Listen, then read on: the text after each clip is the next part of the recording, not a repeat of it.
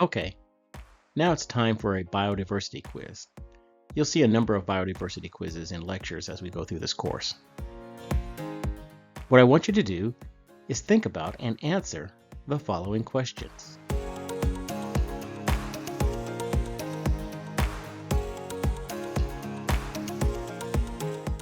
First question, are polar bears endangered?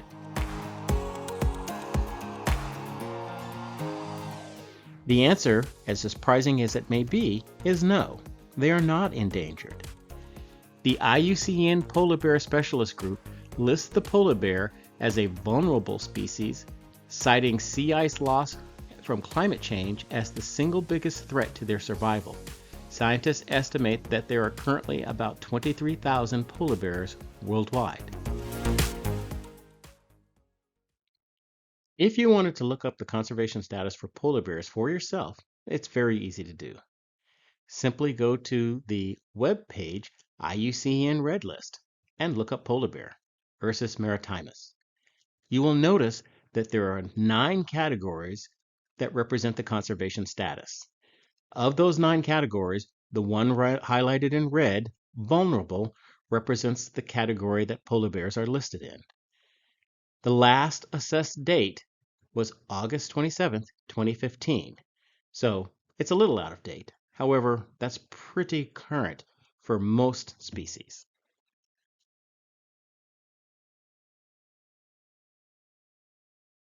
It's time for another biodiversity quiz.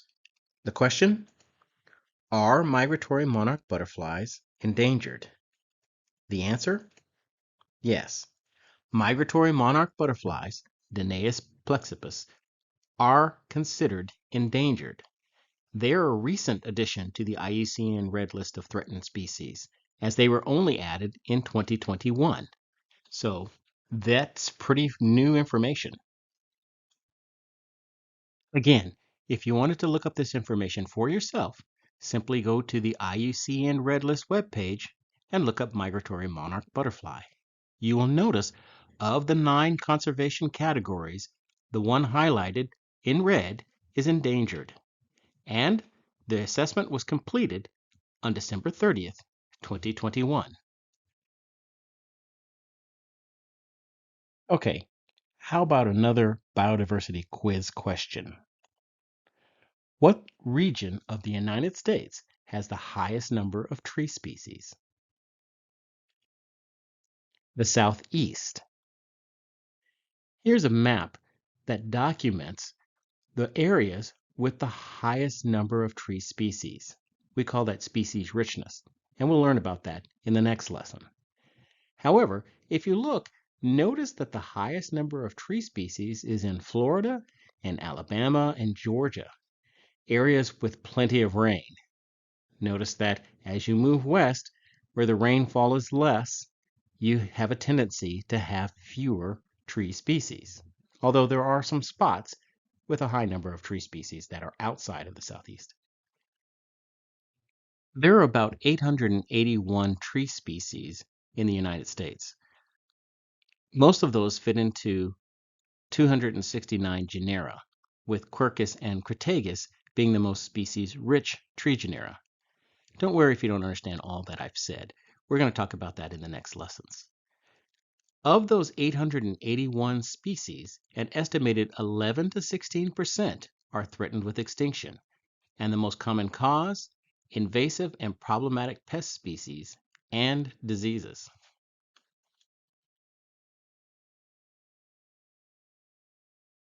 Okay, time for another biodiversity quiz question. What region of the U.S. has the highest number of endemic tree species? Endemic means found nowhere else. The answer? The Southeast again.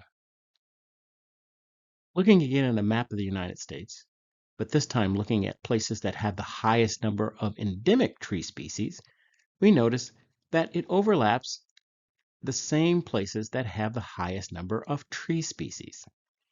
While endemism and biodiversity are not exactly the same thing, they are related.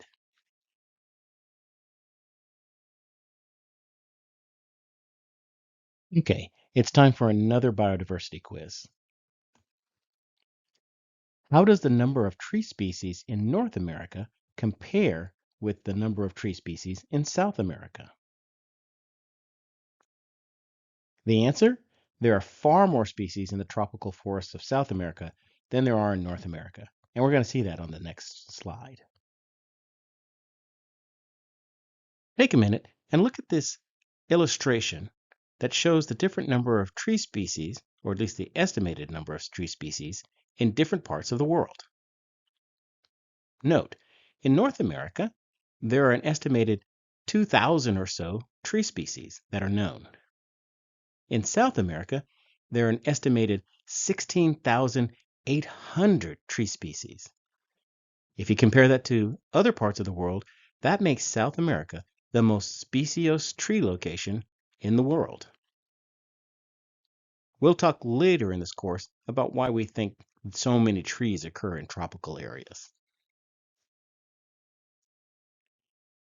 As an example of the large number of tree species that you can find in tropical South America, I took this picture when I climbed up into the canopy tower in Peru, Tambopata, Peru. Note that there are a lot of trees here. In fact, this part of the forest stretches some 2,000 miles from Peru all the way to the shores of the Atlantic in Brazil. Another unusual trait of the tropical areas is that individuals of a species don't clump together quite the same way as they do in maybe North America. Now, it's a generality, but look here, if you look at the picture, you'll see a tree with red leaves. Note, do you see any other trees with red leaves? No, you don't. The reason is many of the tree species or individuals of the tree species are found in one location, and the next individual may be found some 5 or even 10 or 20 miles away. So they don't clump the same way as they do in North America. Now, of course, this is a generality. There are some tree species in South America that do clump fairly closely.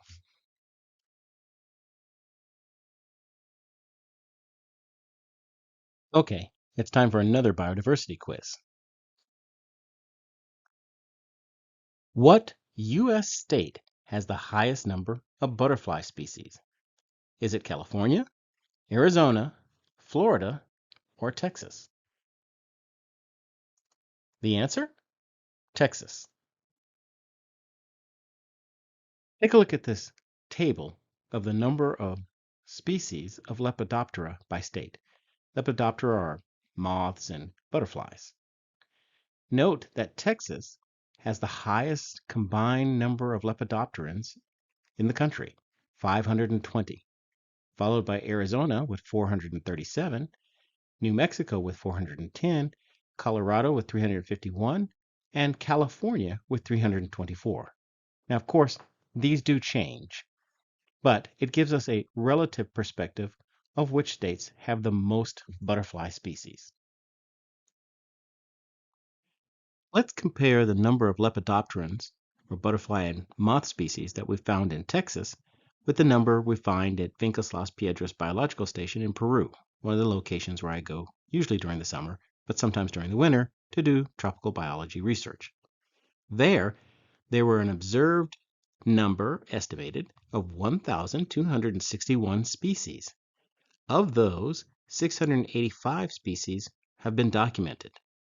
That means that just 110 acres in Peru contains more species of lepidopterans than Texas. There are a number of different ways that we can illustrate differences between different areas of the world and the number of species that are found there. In this case, we're going to use what's called a cartogram, and students should get used to interpreting cartograms because you will see these on exams. So we're going to look at global amphibian diversity by country. Amphibians includes frogs, salamanders, and caecilians. So, for example, look at Brazil and Argentina. In comparison to Argentina, Brazil is distorted by being made larger and it's a darker color. That indicates that in Brazil, there are more species of amphibians than in Argentina, and the range of species based on color there are a far larger range of species in Brazil than in Argentina. Take another example of North America and Central America. On a regular map, North America would be much larger than Central America. However, because we're looking at the number of species found in the two areas and we distort the map to show that, North America looks in similar size to Central America, with differences in color indicating that the range of species found in North America is slightly larger than those found in Central America.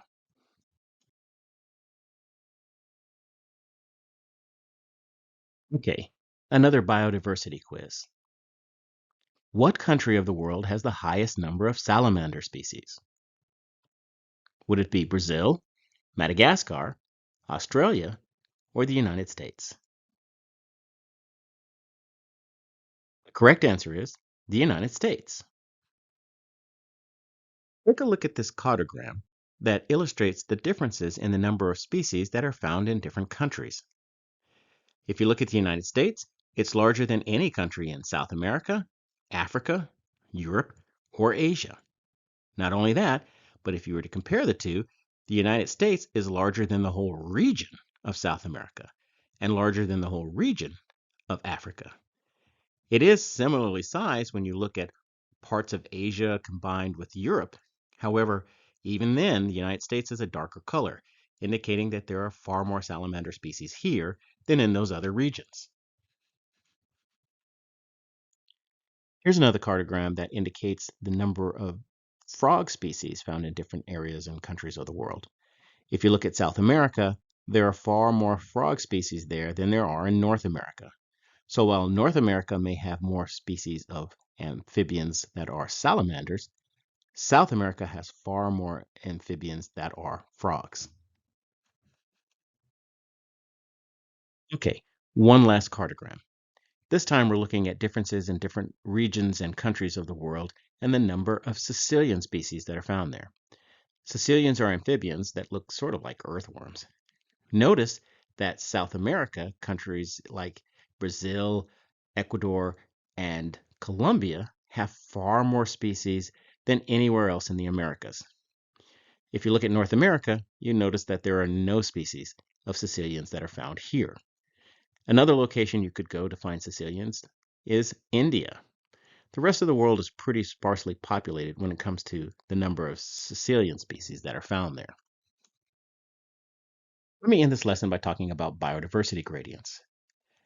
There are many people who have noted that as you move away from tropical areas, which are located near the equator, you have a tendency to see less number of species.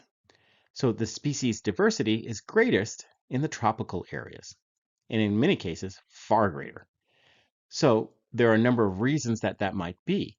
There are also elevational differences. Analogous to latitudinal differences, the higher you go up on a mountain or in elevation, the fewer species you see. These are called biodiversity gradients, and there's a lot of people who have hypothesized why they exist. Here's just a small list of hypotheses that have been used to explain biodiversity gradients. I just wanted to present them here as a list. We'll talk about why there are more species or why we think there are more species in tropical areas than, say, temperate areas, but we'll do that in a later lesson.